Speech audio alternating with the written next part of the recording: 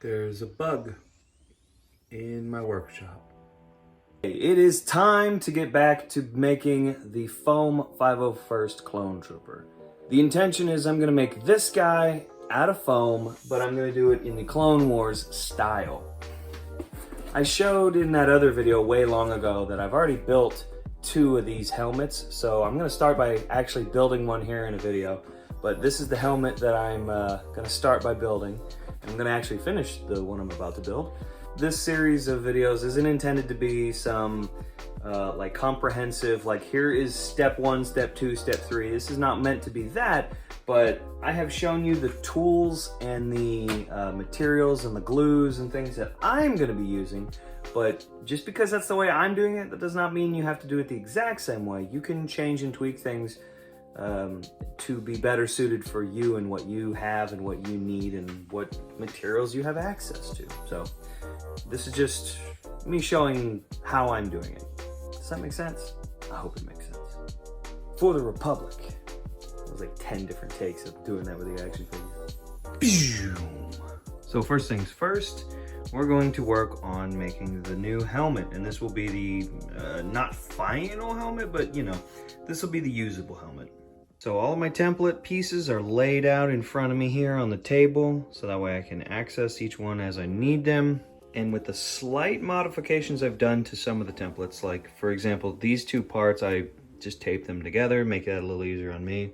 I took the various pieces of the front of the helmet, the face, to try and make it like this whole thing is one piece. Because if I can remove some of the seam lines or the joints between parts, I think it'll look a little bit better. I've got 2 copies of the mouth here, so I can try and make sure that I get everything traced out, and I have a reusable pattern so I can get the little teeth sort of segment pieces in there and make sure the whole thing looks correct. I've also marked, you know, 5mm or 8mm. Here's another 8mm. And the dome is going to be 8mm. So all of these parts I have little notes written on so I know what I am supposed to be doing in order to build another one of those. It would be easier if I just used one of these helmets I've already built, but for the sake of, you know, the sake of doing this video, I'm going to make another one. And besides that, it's good practice. It'll help me get better at what I'm doing. Here we go.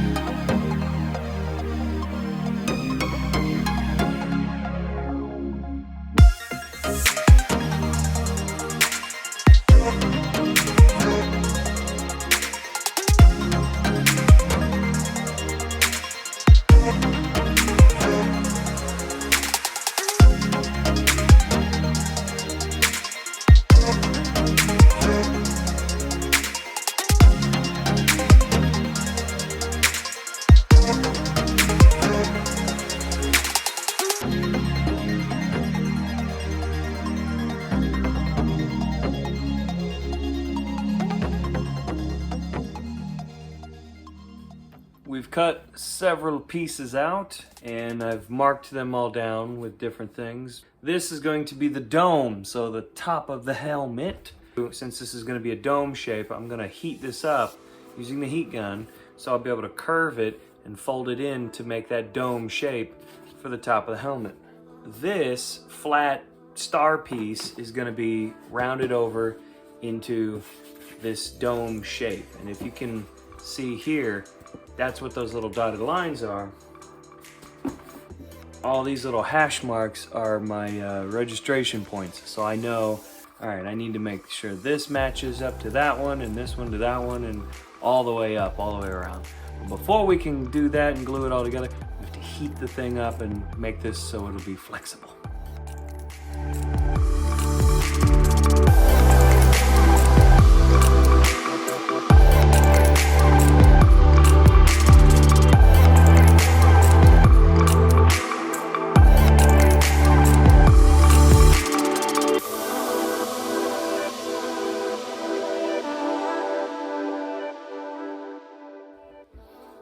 So now the dome part, it's all curved up, and I'm gonna do that with a lot of the parts of this. I'm gonna continue to do this sort of heat and form thing. But like I said a minute ago, the whole point of this is just so when I go to glue this seam together, it'll already kind of want to be in this curved shape. And when you're heat forming, you can go back and like heat form it a bunch of times. Like I'm still having trouble with this little flappy bit over here, which will be on the left side of my head. But this part's still kind of sticking out straight, whereas the other one is curved in, so I can still keep heating on this and trying to convince it into shape. So I'm gonna keep doing that, and then we will glue.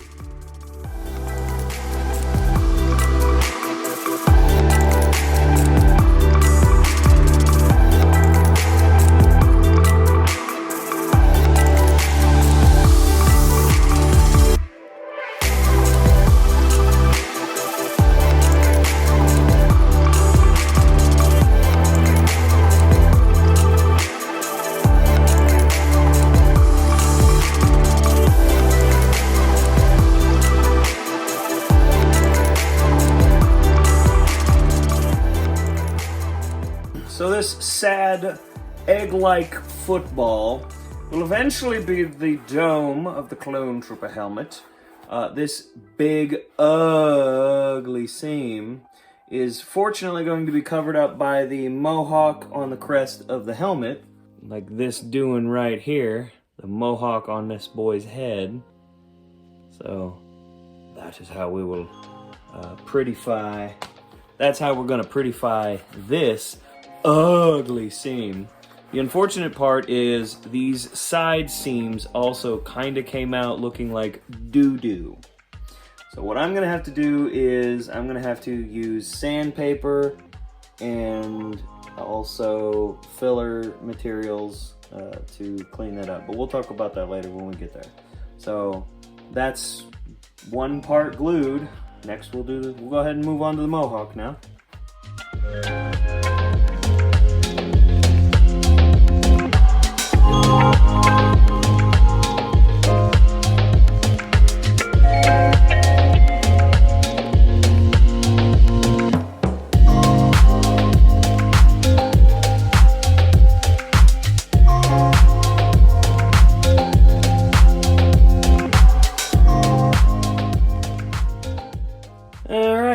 So now we got to glue it down, and you can see I cut it extra long and then trimmed it so the ends would be perfect. The skinny taller parts of this rail, I wanted it to match perfectly, so I cut all three pieces extra long and I lopped it off so both ends would be looking super pretty and just oh so crisp.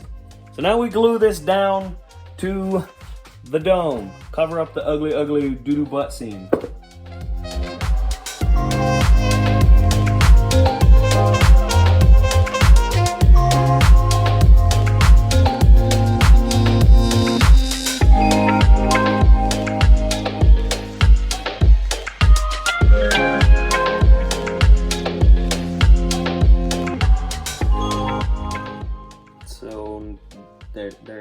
is. These curvy bits right here, they were not looking very clean, but I did clean that up. I also cleaned up this edge here, so that way all of these sort of sections, these, all of this line, I wanted to clean it up and make it look prettier, and I wanted to clean up this curved line. And I did it off camera, but I just used my Dremel, and this is just a simple rotary tool, but it's this little rotating, this piece spins very fast, you know, so if you don't know what a Dremel is. But yeah, just a little sanding drum to clean that up. And the curve of this drum is good because it matches well enough with that curve to clean that up, because now we're gonna put in this trim piece that's gonna go all the way around the dome and be that sort of inset sort of section. So we're gonna glue that in now.